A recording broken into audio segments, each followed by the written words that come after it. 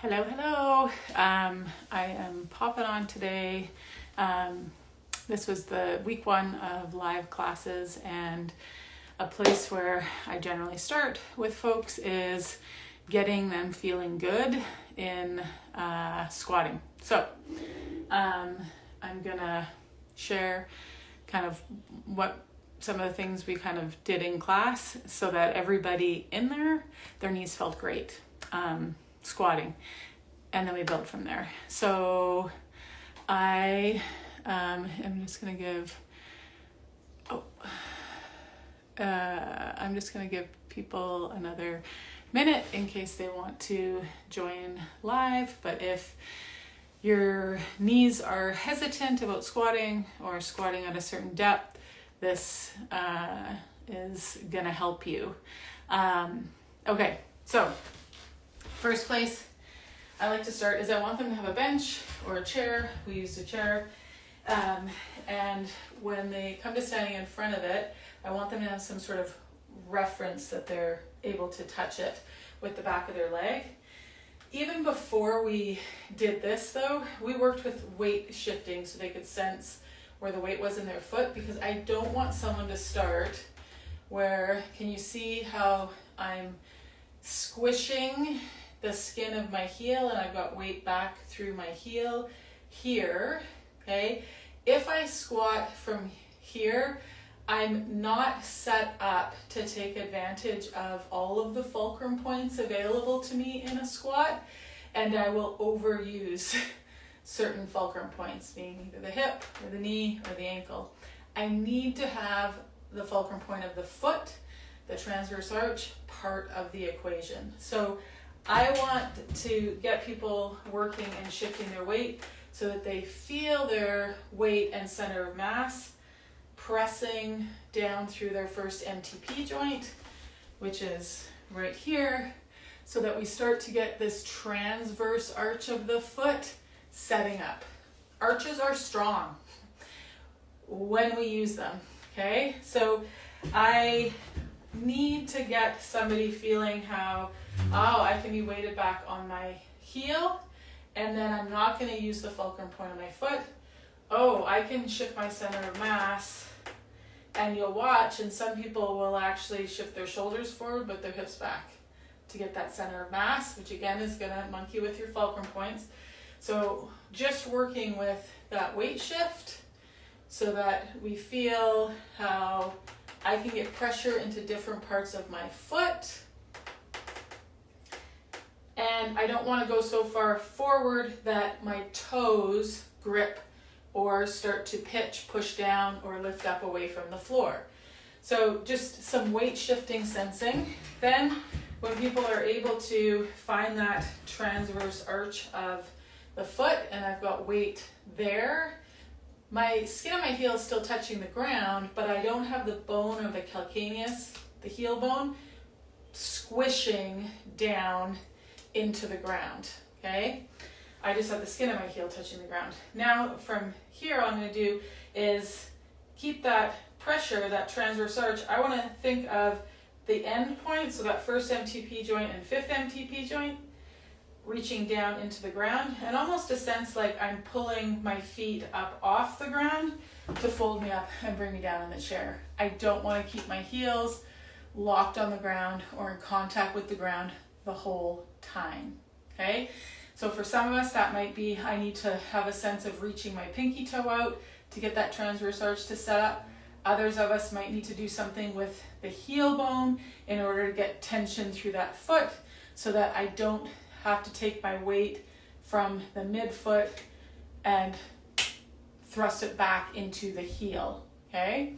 So now once I'm here, part of the equation still becomes I need to be able to use that fulcrum point in my foot. I need to be able to use that transverse arch, not just my ankles, knees, and hips, because what most people will do is get the heel on the ground, and then they'll heave some of themselves forward and heave some of themselves back. That's where you're going to get joints that just aren't happy with doing a bunch of squats that way. So that pressure down into the MTP joint, some people are going to need some help getting that weight down in there so they can use the foot as one of the levers in the squat to come back up to standing, okay?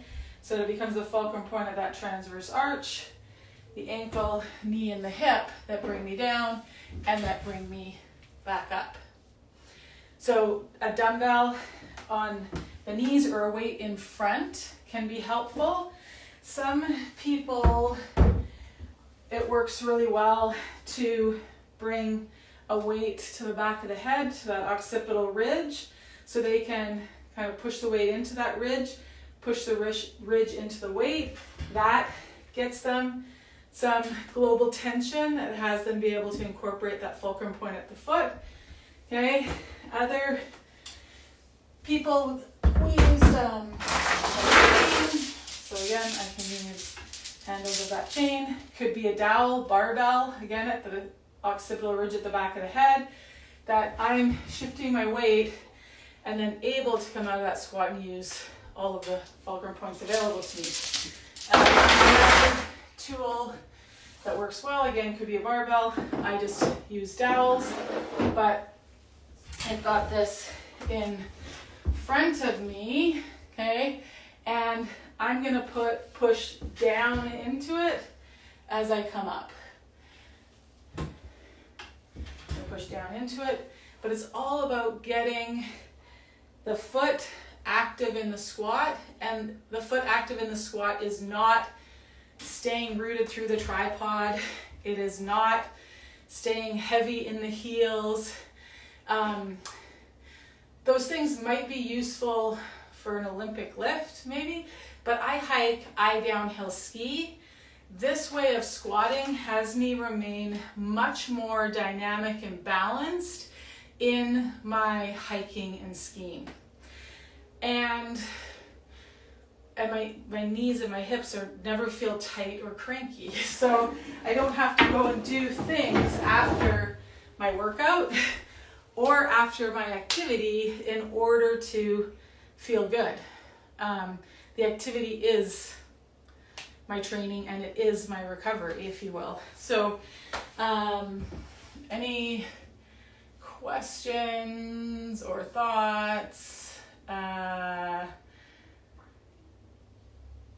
anything there? But just some different things that you maybe haven't heard that you could work with in the squat. So much of the standard cueing is, I see it doesn't help people. The biggest thing is we don't want the heel penned in on the floor. Another tool that can be helpful for people is actually getting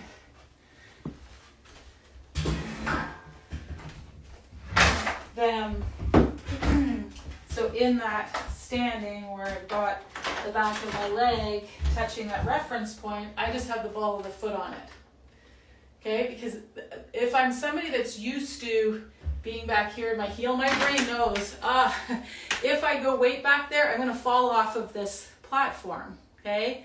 The other thing is it helps us find some compression through the system so that when I go, I can start to use the feet, the ankles differently than I normally do in my squat. So then from here again, I just sit down to get up.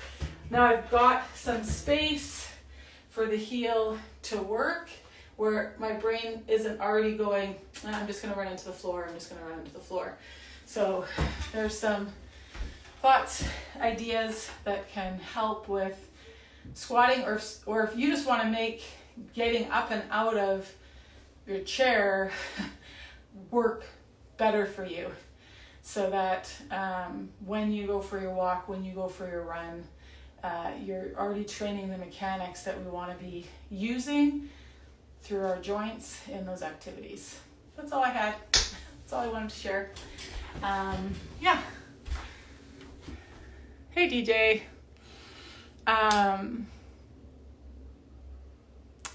What are you seeing with people and with squatting?